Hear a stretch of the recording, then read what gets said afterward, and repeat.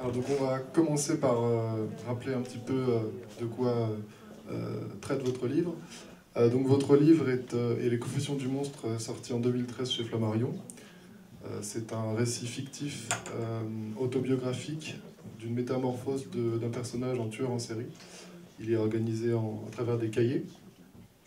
Et donc il a eu le prix littéraire des grandes écoles. Donc je voulais un petit peu revenir sur votre parcours. Et donc vous êtes professeur agrégé en lettres, vous collaborez au magazine Livre Hebdo, qui rencontre aujourd'hui l'actualité du livre. Est-ce que vous pouvez nous en dire un peu plus sur votre parcours universitaire et votre arrivée au sein de l'hebdomadaire?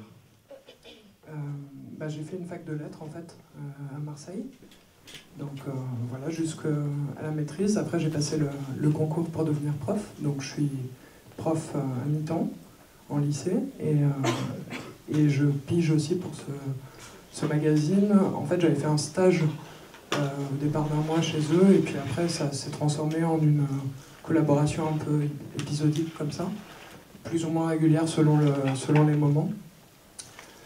Et voilà, donc c'est un magazine qui en fait est destiné surtout aux professionnels du livre, donc les éditeurs, les bibliothécaires, les libraires, où il y a à la fois des questions économiques sur l'économie du livre, sur la distribution, etc., mais aussi des questions plus littéraires, donc avec un cahier critique auquel je collabore. Est-ce que vous pouvez nous expliquer un petit peu en quoi consistent vos chroniques littéraires précisément? Eh ben, je regarde les livres qui vont être publiés par les éditeurs.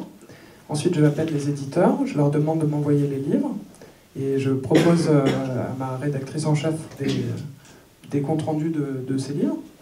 Et quand elle accepte, donc je lis le livre et j'en fais une critique, c'est-à-dire que je formule une opinion de lecture en expliquant aussi de quoi parle le livre. Donc ça peut être un roman, mais ça peut être aussi un essai ou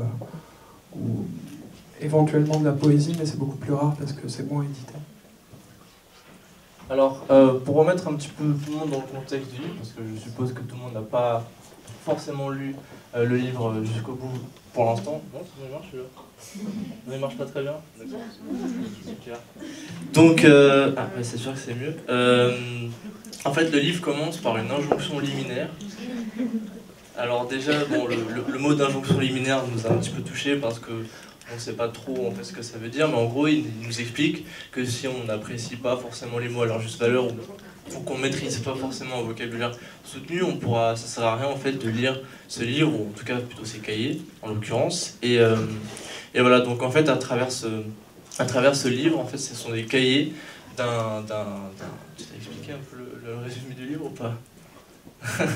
Donc en fait on a un tueur en série en fait, qui va faire le récit autobiographique, d'où le titre Confession, de son parcours, de sa métamorphose, alors que rien ne le prédestinait à devenir un tueur en série. Au final il a basculé de ce côté-là, donc nous explique en fait à travers ce livre, à travers plusieurs cahiers, eh bien, sa métamorphose. Et il commence en fait, le récit commence en prison, où il commence en fait à écrire ses cahiers et à expliquer un petit peu pourquoi il en est arrivé là, à expliquer le procès, d'écrire le procès, à décrire sa rencontre avec l'avocat. Enfin voilà, je ne vais pas dire tout le livre, mais ça commence à partir de ce moment-là.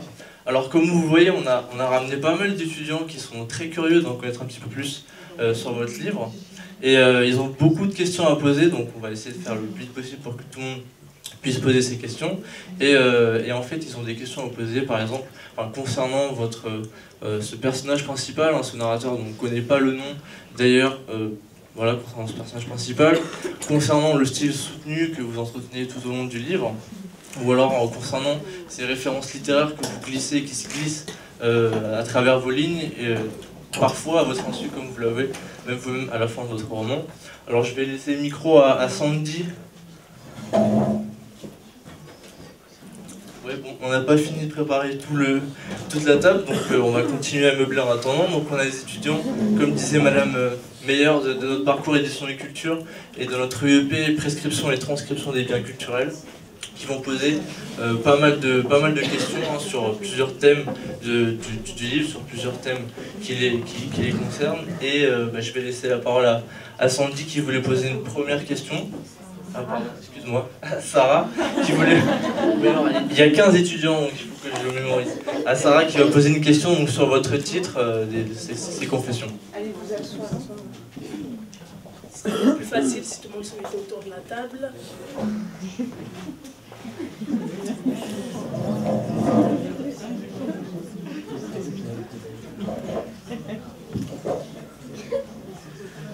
Bonjour famille Talendier, j'ai bien apprécié votre livre et ma question en fait ça concerne le titre de ce livre, notamment le choix du mot confession qui est dans le titre de votre ouvrage, n'est pas sans nous rappeler les confessions de Rousseau.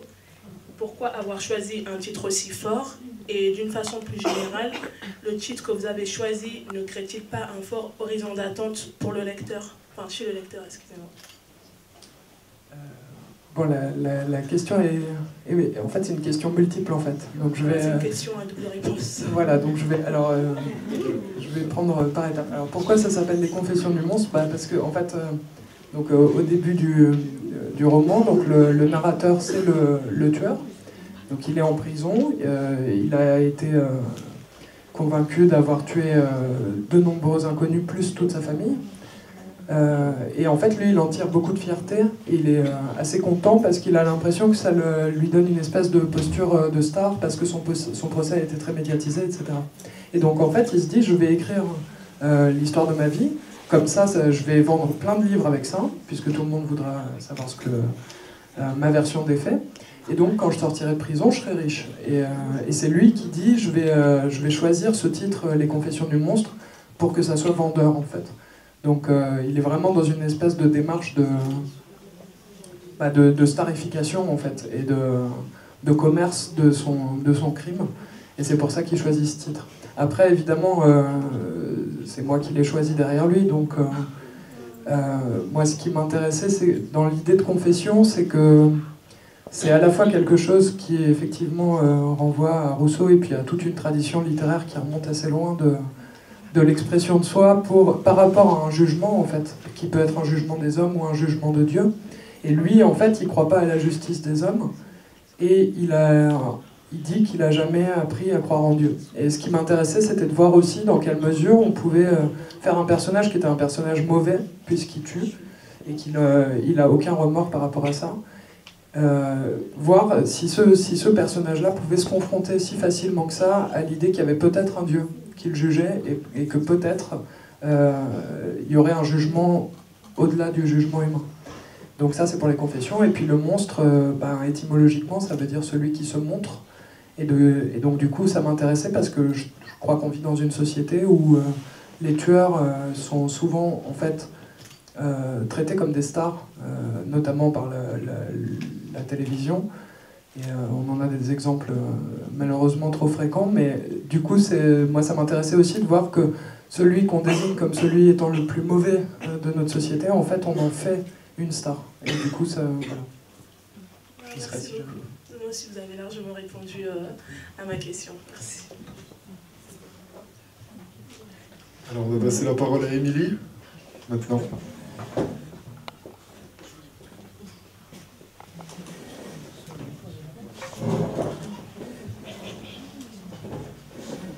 Alors moi je vais vous poser une question concernant votre éditeur. Je voulais savoir par rapport au manuscrit original, est-ce que vous pensez que son intervention a été bénéfique par rapport au livre publié? Oui, tout à fait, ouais. En fait, moi j'avais écrit une première version que je trouvais excellente, évidemment, parce que j'étais très modeste. Et du coup, je l'ai donnée à mon éditeur en me disant c'est parfait, et en lui disant d'ailleurs que c'était parfait. Et en fait, en l'occurrence, mon éditrice m'a demandé de retravailler certains passages en me disant qu'ils n'étaient pas assez développés et qu'ils étaient trop courts. Et en fait, dans ce moment de réécriture où que j'avais pas du tout prévu de faire, c'est là que sont sorties les choses les plus, peut-être pas les plus intéressantes, mais des choses très intéressantes du roman qui aujourd'hui me paraissent les plus riches. Donc ça a été très, très appréciable en fait.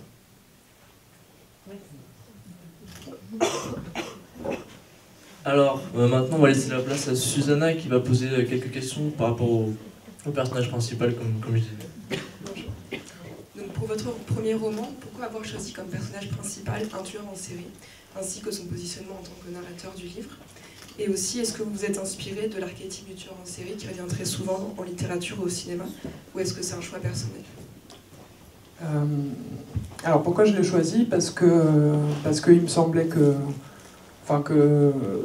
c'était une figure intéressante justement parce que c'est un archétype et que en fait les romans policiers sont les romans les plus lus en France et d'ailleurs dans la plupart des pays occidentaux, que effectivement c'est une figure de cinéma aussi depuis les débuts du cinéma et du coup c'était pour moi c'était intéressant de m'y confronter parce que en tant que lectrice j'avais été aussi lectrice de romans policiers quoi. Et du coup, en faire le narrateur, ça me permettait de retourner la question. Parce que je voulais pas faire un roman policier, d'ailleurs je pense pas que j'en serais capable, c'est vraiment un autre travail. Faire du tueur le narrateur, ça abolit complètement le suspense et la recherche. On cherche pas à savoir qui a tué, puisque forcément tout est clair dès la première page. Mais du coup, moi ça me permettait de jouer avec ce code-là. Et puis l'autre chose qui me paraissait intéressante, c'est que le tueur, en fait, c'est toujours un produit de sa société.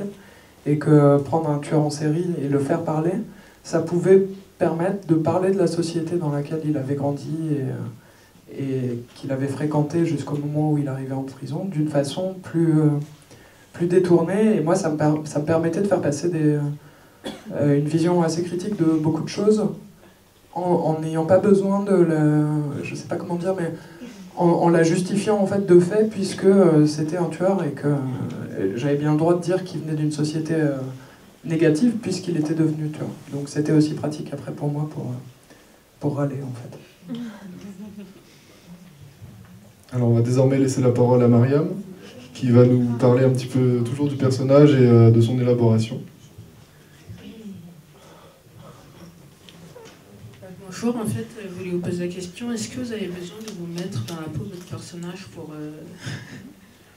le construire? Oui, bon, j'ai pas été trop loin dans l'identification, j'ai essayé de me retenir de commettre l'irréparable, mais je pense que ce personnage, il a forcément beaucoup de moi. Après, il y a eu des moments où c'était très dur de l'écrire parce que sa haine et sa rage n'étaient pas les miennes du tout. Et que je voulais montrer aussi un homme qui, dans une société où tout est lisse et où tout est organisé par rapport, en gros, au commerce et aux débouchés commerciaux et à la consommation, et où on est censé être tous hyper heureux, si on en croit les différents messages qui nous sont adressés à longueur de journée, en fait, on peut devenir complètement fou et perdre le contact avec le réel, le vrai réel, c'est-à-dire le réel des gens entre eux et des êtres humains. Donc, du coup, moi, cette rage-là contre la société, je crois que je l'avais très fort au moment où j'ai écrit le livre. Je crois d'ailleurs que je continue à l'avoir sur pas mal de choses. Après, voilà, le moment où il devient fou, il fallait que je construise parce que j'ai beau être en rage, je crois pas être encore devenue folle. Et du coup, il fallait que j'arrive à faire passer dans ses mots à lui le fait qu'il était en train de devenir fou. Le tout enfermé dans une cellule à l'isolement, donc tout seul, sans regard extérieur, en fait, pour pouvoir montrer le regard de quelqu'un qui aurait toute sa raison, quoi. Et ça a été un travail extrêmement dur où je n'arrivais pas forcément à me mettre dans sa peau. Donc j'ai eu beaucoup recours à de la documentation sur ce que c'était, par exemple, sur les symptômes de la schizophrénie ou de la paranoïa et des choses comme ça, pour essayer de faire quelque chose de juste, quoi. Parce qu'en fait, on ne peut pas tout inventer non plus. Et je ne pouvais pas le vivre. Est-ce que vous avez dû rencontrer ce personnage-là un jour, un psychopathe ou... Alors non, Dieu merci, je n'ai pas rencontré de tueur, en tout cas pas que je sache. En revanche, quand j'étais étudiante, je faisais partie de l'association qui s'appelle Génépi, je ne sais pas si certains d'entre vous connaissent, qui est en fait le groupement étudiant national d'enseignement aux personnes incarcérées. Donc tous les étudiants peuvent s'inscrire et il s'agit d'aller donner de faire des ateliers hebdomadaires dans les prisons de France. Donc ça peut être des cours, ça peut être écrivain public, ça peut être du théâtre, ça peut être à peu près tout ce qu'on a envie d'inventer. Et donc moi j'ai fait ça pendant 3 ans quand j'étais étudiante à la prison des Baumettes à Marseille. Et du coup j'ai vu la prison de l'intérieur. Alors on connaissait pas le passé pénal des détenus qu'on avait en face de nous. Ça faisait partie du jeu aussi qu'on sache pas du tout si c'était des dealers ou des violeurs ou ou qu'est-ce. Donc du coup on avait ce point d'interrogation. En tout cas ils étaient tous là et nous on était en face d'eux. Et bon j'ai pas vécu la prison du tout puisque moi je ressortais au bout d'1 heure et c'était réglé. Mais ça m'a fait ressentir ce que ça pouvait être que l'enfermement en tout cas.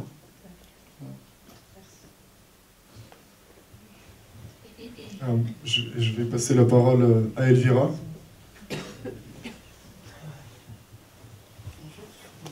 Pourquoi avez-vous choisi de faire commencer l'histoire justement au moment où le personnage livre son témoignage en fait? L'histoire commence en prison et pourquoi elle commence quand il est en prison? Comment ça? Ça c'est une bonne question. Parce que je voulais pas montrer. Enfin, je sais. En plus, ça fait un moment maintenant. Donc attendez, je réfléchis un peu.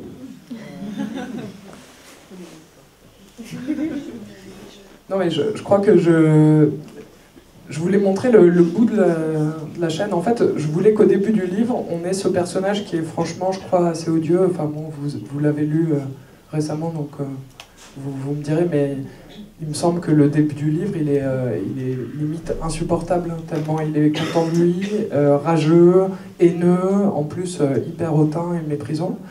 Et ça m'intéressait plus de commencer par un personnage violent, ce qui est rarement le cas, parce qu'en général, les romans essayent de mettre le lecteur dans leur poche au départ. Et moi, je crois que ça m'intéressait de dire, ah bah non, jouons carte sur table, en fait. Si on veut un personnage affreux, allons-y, et qu'il soit vraiment affreux dès le début. Et après, s'il y a des excuses ou en tout cas des explications à lui donner, on les aura seulement plus tard.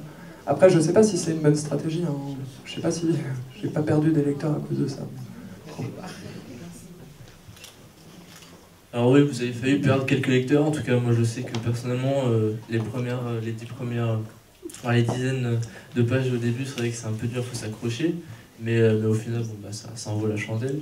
Mais pour revenir encore toujours sur la construction narrative en fait, de votre livre, on va laisser la place à Nadia qui va poser les questions à propos de ces cahiers en fait, que vous avez imaginés. Donc moi, ma question, c'est sur votre écriture en fait. Dans votre roman, le narrateur écrit une histoire dans plusieurs cahiers et non pas des chapitres. Et il a l'intention de les publier sous forme de livre. Et moi, ma question, c'est pourquoi vous avez décidé de faire cette mise en abîme? Parce que, de fait, en prison, on a accès à des objets. Bon, en théorie, évidemment, en pratique, vous êtes sans doute au courant comme moi que c'est différent, mais en théorie, on a accès seulement à ce qui est autorisé à entrer par l'administration pénitentiaire. Donc ça se présente sous la forme d'un catalogue qui s'appelle la cantine. Et dans les cantines, on peut avoir de quoi écrire, et c'est sous forme de cahiers, c'est des cahiers d'écoliers en fait. Donc du coup, moi, je me suis dit, il est en prison, et il veut écrire son histoire, il l'écrit forcément sur ces cahiers-là. Après, le découpage en cahiers, il correspond aussi à une progression dans la vie du personnage. Le premier cahier, c'est uniquement le moment où il décrit le procès, donc il est très triomphant, etc. Dans le second cahier, il commence à raconter sa vie. Dans le troisième cahier, il commence à perdre un peu pied. Et dans le quatrième cahier, le dernier, il est vraiment face à lui-même de manière plus frontale. Donc ça correspond à un découpage thématique. Mais la mise en abîme, c'était pour un effet de réel, en fait. Ouais. On laisse maintenant la parole à Xiaodi pour, toujours dans la structure narrative du livre, et parler un petit peu du plan de votre livre.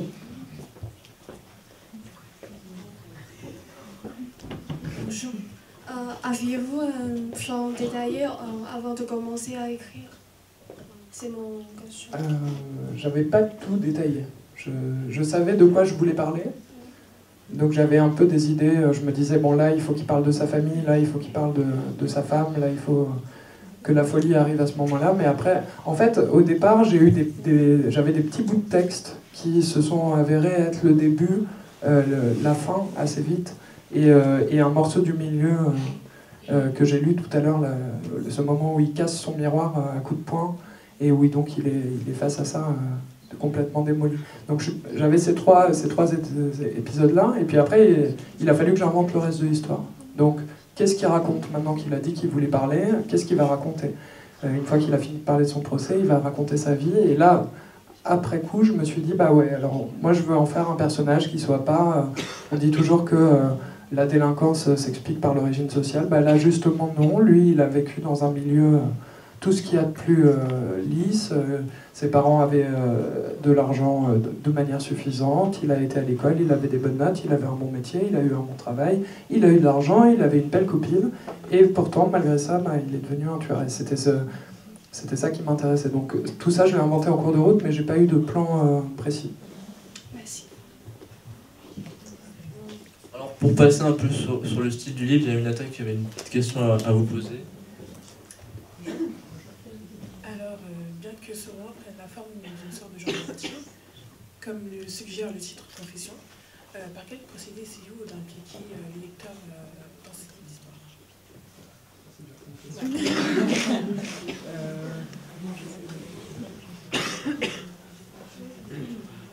Je pense que le début du livre étant très violent est en fait déjà une sorte de contrat qu'on passe, que le lecteur peut accepter ou refuser d'ailleurs, qui est celui de bon bah ici on va pas être dans des chemins battus, on va pas être dans un confort de lecture qu'on connaît déjà, quoi. Après, sur la suite, j'espère que l'implication du lecteur passe par le fait que je parle de notre monde d'aujourd'hui, des grandes villes, de la jeunesse, des ambitions qu'on nous demande d'avoir, à savoir avoir un métier qui nous permette de nous acheter un canapé et un abonnement à la salle de sport. Et je crois que nos générations, elles ont toutes été placées devant ce truc-là, où en fait on nous dit d'avance quel doit être le bonheur qu'on ambitionne d'avoir, et que je trouve personnellement assez pauvre. Et du coup, j'espère que l'implication du lecteur, elle passe par là, par l'idée qu'il se reconnaît peut-être dans ce monde qui s'appelle banlieue dans le livre, qui est organisé autour des centres commerciaux et des impératifs qui sont ceux de la pub, quoi. Voilà. Alors je vais laisser la parole à Quentin à côté, qui avait une question sur les parallèles un petit peu avec d'autres œuvres, toujours par rapport au style du livre. Voilà, en fait, ce qui m'a le plus intrigué et inquiété, à vrai dire, comme vous avez fait, au risque de faire répéter un peu la même chose, c'est ce personnage que rien ne prédisposait visiblement à devenir un tueur en série. Et il est issu d'une classe moyenne, voire aisée, donc comme vous avez dit, il a suffisamment d'argent. Et il emploie un registre soutenu. Pourquoi ce choix de personnage qui... On a du mal à saisir comment ça se fait qu'il a pu passer de ce côté-là, en fait. C'est ça ma question. Comment en fait il en est arrivé là? Justement, en fait, tout se joue sur le vocabulaire. Ce qui lui est arrivé en fait dans sa vie parfaite là, c'est juste qu'on lui a jamais appris à parler. C'est-à-dire que à un moment donné, dans son parcours là, quand il a environ 25 ans, il tombe amoureux pour la première fois, et il se rend compte que quand il veut dire qu'il est amoureux, le mot amour, c'est pas le mot. Ça évoque la Saint-Valentin, ça évoque les chocolats, ça évoque la lingerie, ça évoque les crédits pour acheter des maisons, ça évoque plein de choses, mais que il n'arrive pas à l'employer et avoir l'impression que ça décrit son amour à lui, en fait. Et que du coup, il a perdu toute individualité parce que ces mots ont été tellement galvaudés et stéréotypifiés, si on peut dire, par les pubs, qu'en fait, il ne sait plus s'exprimer. Et du coup, en faire un personnage aisé, ça le met sur la bonne place de la chaîne de consommation dans laquelle on veut nous faire rentrer de gré ou de force, c'est-à-dire qu'on est avant tout des consommateurs et qu'on doit être des consommateurs les plus dociles et les plus obéissants possibles. On doit être en plus ravis d'acheter les produits qu'on nous propose. Donc, en gros, dans une pub, on a une offre, par exemple, pour des yaourts aux fruits. non seulement on doit acheter les yaourts aux fruits, mais en plus on doit être extatique de joie d'avoir ces yaourts aux fruits ensuite. Et je trouve que c'est quand même assez insultant. Et en fait, lui, comme c'est le consommateur parfait, bah, il doit être extatique de joie. Sauf qu'à un moment donné, il se rend compte qu'il n'est pas du tout extatique de joie et que bah, pour ce qui lui arrive d'important dans sa vie, notamment l'amour, bah, en fait, il a plus de sentiments parce que la joie, c'est les yaourts, parce que tout est déjà en fait catalogué par la société de consommation, quoi. Et du coup, si j'avais choisi quelqu'un qui n'avait pas pu entrer dans le champ de la consommation, on aurait pu se dire, bah, il a fait ça parce qu'il ne pouvait pas avoir les yaourts, alors que lui, il a les yaourts. Et du coup, ça permettait de dire, ben, ouais, mais voilà quels sont les individus qu'on fait avec ce système de la consommation, quoi. D'où l'injonction liminaire au tout début. Et du coup, par contre, est-ce que ça a un rapport avec des... Parce que, comme disait Alexandre, c'est un parallèle avec des archétypes du tueur en série, comme par exemple, je cite forcément Hannibal Lecter du Seigneur des Agneaux. Est-ce qu'il y en a un ou pas, enfin, vous êtes inspiré ou pas du tout en fait? Bah, je crois qu'il y a un énorme modèle qui est celui d'American Psycho en fait. Moi je m'en suis pas rendu compte en l'écrivant, mais en fait une fois que je l'ai eu écrit et que les gens ont commencé à le lire, ils m'ont dit mais c'est Patrick Bateman 2 en fait ton personnage. Et c'est vrai que je crois que c'est celui-là le tueur en série qui m'a le plus, enfin de fiction qui m'a le plus inspiré, c'est celui-là. D'accord, très bien, merci beaucoup. Donc je vais... Alors, juste une petite question, toujours sur le tueur en série et sur les archétypes, toujours par rapport au parallèle. Est-ce que vous êtes inspiré précisément d'un modèle, en l'écrivant le livre, d'un modèle de tueur en série? Est-ce que vous aviez un tueur en série en tête quand vous avez écrit le livre? Ouais. Non, j'avais pas. En fait, je m'y connais pas hyper bien non plus en tueur en série. Donc, du coup, après, ce que j'ai fait, c'est que j'ai. Notamment pour toute la partie du procès, j'ai consulté des dossiers de procès, d'assises, etc. Donc où il y avait tous les parcours des criminels. J'ai regardé des documentaires sur les plus connus, mais Francis Holm, comment il s'appelle, Guy Georges, enfin tous ceux qui ont été traqués comme ça pendant très longtemps et qui en fait jouaient avec la police. Et à chaque fois, il y avait une grande partie de toute leur mise en scène qui était un jeu avec la police pour dire ah bah, tiens, en fait, regarde, coucou, je suis là, mais non, mais tu vas pas m'attraper. Comme si finalement ils dédiaient les crimes à la société qui les pourchassait plutôt qu'à eux-mêmes, quoi. Donc ça m'a intéressé. Puis après, j'ai trouvé pas mal de vidéos aussi de tueurs américains qui s'exprimaient sur leurs crimes et sur leur rapport à la notion de justice, à la notion de pardon, etc. Donc après, voilà, ça a été un peu... Ça a irrigué, quoi, mais... Donc je vais laisser le micro à Sandy qui va revenir un peu plus cette fois sur le style de votre livre. Bonjour Madame Taillandier. Donc on a repéré en fait le champ lexical de la violence dans l'ensemble de votre livre, avec des mots comme, je cite, mal, cruauté, sang, mégalomane, crime. Est-ce que vous l'avez choisi uniquement pour refléter l'état d'esprit des personnages, ou c'est un climat général que vous avez voulu refléter? Bah ça, c'est à vous de me dire ce que vous avez senti. Je ne sais pas si la question est orientée ou pas, mais parce que le personnage est violent, mais en fait, cette violence, elle est diffuse dans ce qu'il vit là, le moment qu'on a chanté aussi tout à l'heure, où ils partent en vacances en amoureux sur cette île, et où dans la discothèque, il y a une vidéo qui est montée sur la musique avec Hitler qui fait semblant de danser parce que la vidéo est montée sur le rythme. En fait, on nous dit que même nos moments de loisirs sont des moments de violence. Et ça, par exemple, c'est une scène que j'ai vécue. Je l'ai vue, cette vidéo, dans un concert. Et c'est quand même... enfin, c'est assez inquiétant, il m'est semblé en tout cas. Qu'on ait envie de danser avec Hitler dans un concert, bon, ça m'avait paru bizarre, quoi. Donc, je pense qu'il y a une violence latente de la société, il y a une violence qui est celle aussi de la concentration de tous les corps, quand on pense qu'il y a en tout 10 millions d'habitants juste sur la mégalopole parisienne, mais c'est le nombre de corps que ça implique et de gestion des corps que ça implique, ce qui est toujours caché, toujours mis à distance. C'est assez effrayant, et moi c'était quelque chose qui me paraissait assez obsédant aussi. Par exemple, s'il y avait un accident dans le RER, mais le nombre de morts qu'il y aurait juste dans la moindre rame, c'est quelque chose, en fait, c'est la possibilité du chaos qui est provoqué par les grandes villes aussi. Donc, Si vous avez répondu à ma question, merci. Alors, par rapport à la société contemporaine, autour de Vincent de vous poser sa question.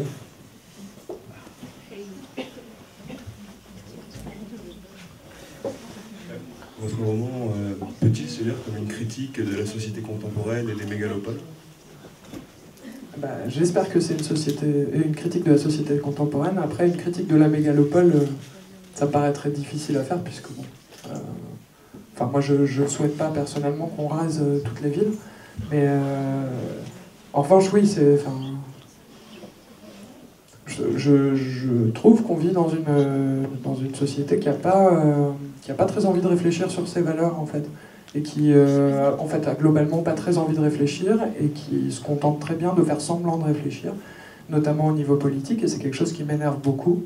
Et voilà, là, si on reprend juste le déroulé des événements des 2 dernières semaines, où il y a eu un attentat terroriste au cœur de Paris, avec des tas de réactions contradictoires qui mettent en fait en jeu des systèmes de valeurs contradictoires aussi, de manière très complexe et en même temps de manière très importante, et avec des questions qu'il faudrait vraiment trancher pour savoir ce qu'on veut en fait pour la suite. Moi j'ai l'impression que là, ça y est, en fait, la classe politique a fini d'en parler. Donc ils ont dit vive la République, ils ont dit c'est insupportable, et puis après finalement ils ont éteint les caméras et ils sont rentrés se coucher. Et c'est un truc qui me rend folle de rage, parce qu'il me semble qu'on pourrait vraiment mieux faire que ça, en fait. Et on pourrait vraiment réfléchir, et je crois que on a tous des cerveaux qui sont capables de marcher. Simplement, tout est fait pour endormir les gens. Et ça m'énerve beaucoup. Donc, voilà ma critique. Bon, alors, il y a les questions d'experts qui arrivent là. Donc, je vais laisser la parole à Michel, qui va poser la première question. Bonjour tout le monde. Bonjour. Donc, en fait, je voudrais savoir, les Confessions du monstre ne se rapprocheraient-ils pas de Samuel Beckett, enfin de Maulois de Samuel Beckett, donc ancien vagabond de plus en plus invalide, qui part d'une quête qui se révélera être une quête de soi à travers l'écriture? C'est marrant parce que il y a une phrase de ce livre de Beckett que j'aime énormément, qui dit à force d'appeler ça ma vie, je vais finir par y croire. C'est le principe de la publicité. Et cette phrase me poursuit depuis des années, et je pense qu'elle s'applique en fait totalement aux Confessions du monstre, c'est-à-dire que oui, si on finit par se convaincre que c'est ça qui compte, ça finit par compter, effectivement. Donc voilà, après, c'est extrêmement flatteur d'être mise sous la tutelle de Beckett, parce que c'est un écrivain dont j'admire énormément la force d'écriture et le style.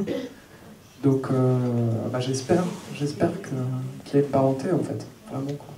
Après, Yes, merci. Le tour de Marion de poser une question assez vaste. On va lui laisser la parole. Moi, je vais aller à ma question parce qu'elle est un peu longue. Bonjour.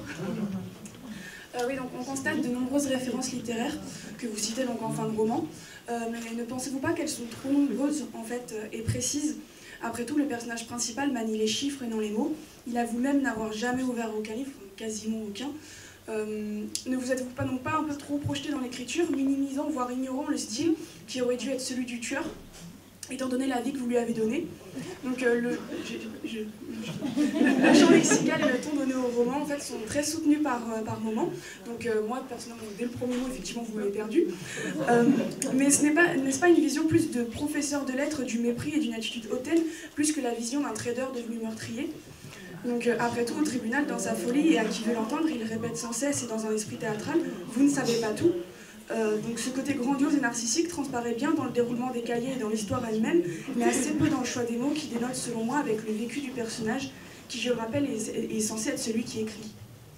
Alors vous avez tout à fait raison. Après, j'ai jamais voulu faire un livre réaliste, en fait. J'ai jamais cherché à faire un livre où le personnage existerait. Pour moi, ce personnage, c'est une hypothèse de fonctionnement. Donc on imagine qu'on prend un rejeton des classes moyennes, qu'on le fait parler, et qui tue des gens. Après, Alors c'est un choix discutable, mais moi j'aurais pas aimé écrire un livre où il n'y aurait pas eu de recherche de vocabulaire et où le registre n'aurait pas été soutenu. Parce que justement, pour moi, la littérature, c'est aussi un endroit où on peut résister à l'appauvrissement, et notamment l'appauvrissement du vocabulaire. C'est-à-dire que quand on veut parler d'amour en littérature, on n'a pas un seul mot. On en a tout un dictionnaire s'il le faut. Et moi, c'est ça que j'aime dans la littérature. Donc, c'est moi qui ai résisté à travers ça. Alors c'est sûr que du coup, c'est pas vraisemblable du tout. Effectivement, je connais pas beaucoup de traders, mais les rares que je connais ne parlent pas comme mon narrateur. Bon, d'ailleurs, ils sont pas non plus tueurs, donc peut-être que tout est lié finalement. Mais voilà, encore une fois, moi, ce que je voulais faire, c'était plus un exercice littéraire et une espèce de construction d'un livre qui marcherait en lui-même, plutôt qu'un reflet de la société. Donc après, c'est une vision de la littérature. Pour moi, elle est là pour poser des questions, la littérature. Elle n'est pas là pour refléter, elle est là pour donner des angles qu'on n'a pas. Et on n'a pas de traders qui parlent bien, et peut-être que ça serait pas mal d'en avoir plus, quoi. Peut-être qu'on comprendrait bien. Merci. Le retour de notre experte Michel avec ses questions métaphysiques. Bonjour encore, mon rigole. Alors, j'ai l'impression que pendant la première partie de votre roman, le personnage est comme mort. Il vit dans l'inconscience et progressivement, il s'éveille à la vie. D'ailleurs, je cite sa dernière phrase à la fin du livre, page 215. « Je suis vivant ». Ma question est la suivante. N'y a-t-il pas une dimension métaphysique de votre roman, dans le sens où il s'agit d'une prise de conscience de sa propre existence? Si. Bah oui, si. Enfin, c'est ce que... en fait, donc cet homme se rend compte qu'il a voulu tuer pour se réindividualiser, pour redevenir quelqu'un d'unique, parce qu'il avait l'impression d'être la copie conforme de tous ses voisins de bureau. Donc il l'a tué en se disant... en espérant peut-être inconsciemment que ça l'aiderait à retrouver une intériorité, ça l'a pas aidé. Donc il devient fou en prison, et là je me suis retrouvé devant un dilemme qui était très simple, c'est-à-dire que vu là où il en était, il n'avait pas 36 solutions, il fallait qu'il meure. Il aurait dû se suicider, ce personnage. Et en même temps, s'il se suicidait, ça voulait dire que... Ça voulait dire quoi? Ça voulait dire que... Bah ouais, donc cette société qui l'a privé de ses mots avait gagné, que après avoir tué autour de lui, il restait dans la mort et il se tuait lui-même, et que finalement, le narrateur de mon roman n'existait plus. Donc ça voulait dire en fait que ça mettait même en danger mon roman lui-même. Et moi je voulais pas ça, je voulais imaginer qu'il était possible qu'il retrouve la vie. Et du coup, tout le travail, ça a été de lui...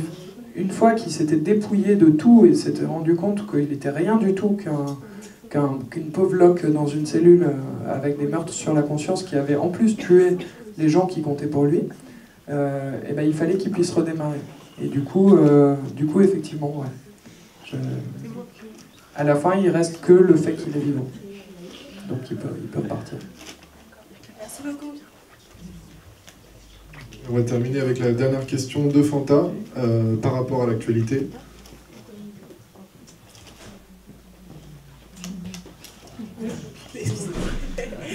Alors, au vu des tristes événements qui viennent d'avoir lieu, diriez-vous que la mise en valeur de tels monstres est un problème?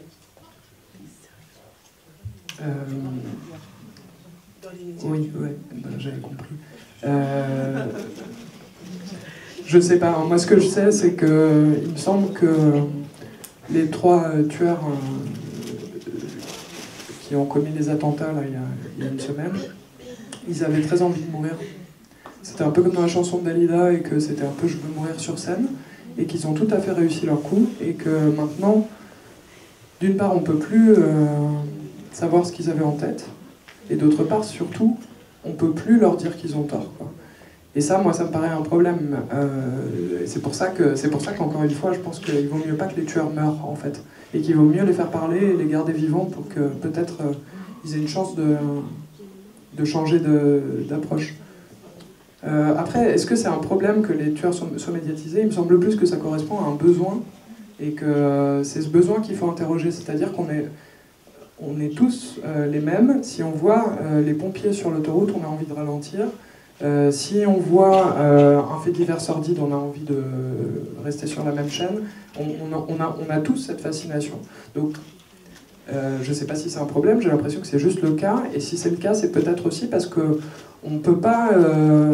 alors là, c'est une hypothèse, mais on ne peut peut-être pas envisager le bien et la vie sans le mal et la mort. Et que dans ce cas-là, il faut peut-être qu'il y ait une place où on peut montrer le mal et la mort. Donc, je ne sais pas, la question reste ouverte. Voilà. Merci. Bon bah voilà, merci beaucoup Fanny d'avoir répondu à nos questions. Les questions étaient super. Ah bah, merci. Ils ont bien travaillé. Alors bon, malheureusement, il faut clore la rencontre, même si on aurait bien aimé avoir peut-être plus de détails. On espère qu'on pourra vous revoir dans une prochaine rencontre texto, peut-être pour votre prochain roman. Est-ce que vous avez des projets futurs en cours, et est-ce que ce thème, ce sillon du tueur en série, ou en tout cas de la critique de la société, c'est un sillon que vous allez creuser en fait? Alors le tueur en série pour l'instant il est en stand-by, mais par contre la question de la banlieue et des lotissements et des modes de vie que ça implique, ça sera au cœur du prochain livre. Donc voilà, c'est sur ça que je travaille. Alors on vous souhaite bon courage pour la suite. Merci beaucoup. On espère vous revoir. Et donc on se retrouve tous à côté là, ne partez pas. Pardon. Oui, merci aussi au groupe Amadiro pour la lecture. Oui, bah, c'est ce que j'allais dire. Je me fais piquer mon travail. Bon. Donc on se retrouve tous à côté, partez pas tout de suite. Si certains d'entre vous veulent une dédicace et acheter le livre, bah, voilà, restez avec nous. Si vous voulez juste discuter et poser des questions supplémentaires, et bah, voilà, on reste à côté du buffet. On peut tous les applaudir.